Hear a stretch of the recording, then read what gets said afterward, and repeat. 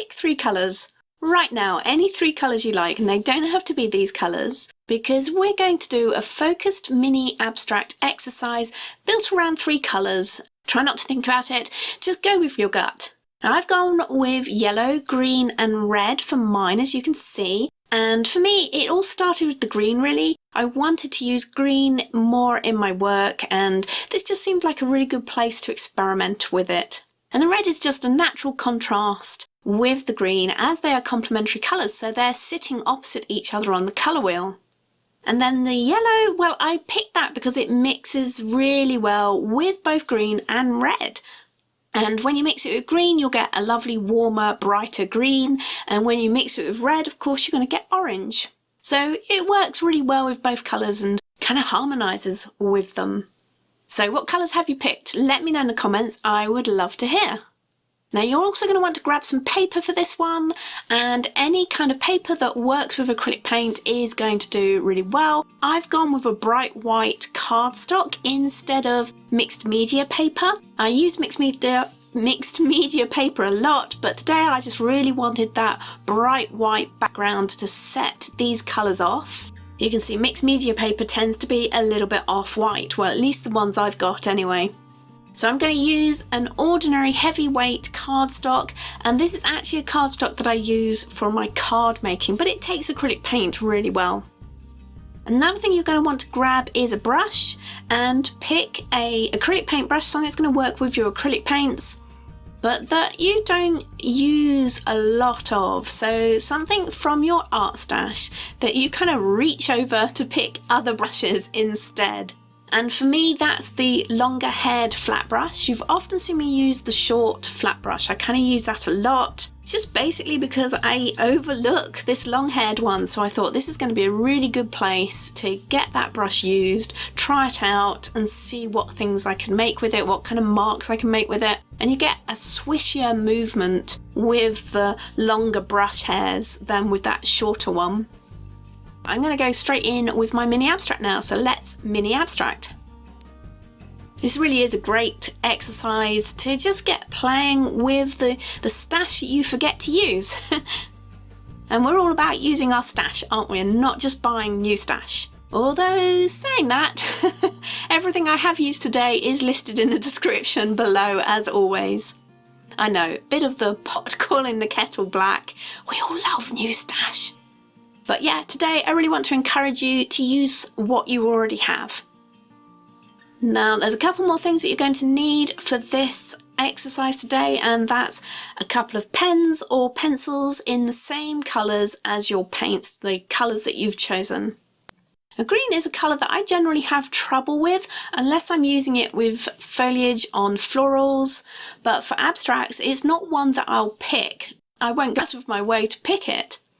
I like to push myself to find ways to add it that I can be happy with, and this is a great exercise to try and experiment when you just want to expand a little and get out of your comfort zone. So don't be afraid to use your mini abstracts to do that, to really push yourself, your mark making, your use of colours, your use of shapes. Try things out that you don't normally go to using, that aren't your sort of first point of call, and you can mix them in with all of your tried and tested motifs and mark making practice too.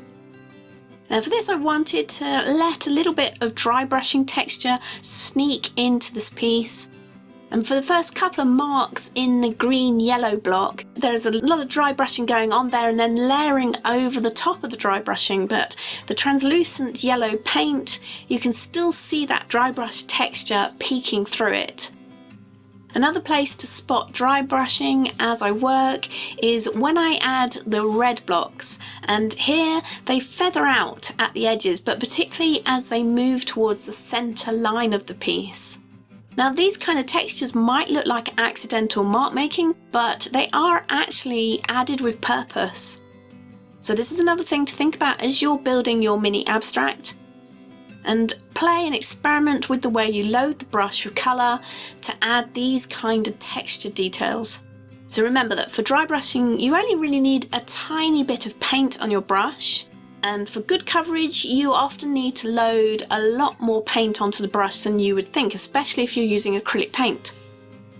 But this is the perfect place to learn these types of things and find out how much paint you actually need on your brush to get the kind of effects that you like. I've used the same brush throughout all of the painted layers in this, letting the yellow and the green layer dry before adding the red. To get different marks, I've just turned my brush around. And you can get a different range of marks with the same brush if you just change how you hold it, how you move it across the surface. It's amazing how much you can get out of just one tool. Once the paint is dry, you can come back in with your pen or your pencil to add in some doodle detail. And for this, I'm using a ballpoint pen, but paint pens are going to work just as well. And if you don't have any pens of the same colours, but you do have pencils, then yeah, use pencils. A lot of them work really nicely over acrylic paint, so try it out. Now I love how the green and the red ballpoint pen perfectly matches the paint colours, and I would like to say that that was by design, but actually it was just pure luck. I just grabbed these two colours from my coloured ballpoint pen stash, you know, I just picked a green and a red to go. I didn't know they were going to match so well. I thought that maybe they'd be a little lighter or something and I would get a different colour and a different impact on the painting, but as it turned out they were just absolute matches. But don't worry too much about it. If they're not absolute matches, they're still going to look great and add interest and texture to your piece. And it is amazing how much texture is in here with just a few different brush strokes and pen strokes. Now I did 5 other mini abstracts in this session, so I've got 6 in total, but I've already turned one of them into a greeting card, so I no longer have that one. Because these are just the perfect size for greeting cards, but you can also make them into wall art, you could frame them, you could use them as bookmarks, or what about binding them into little mini books?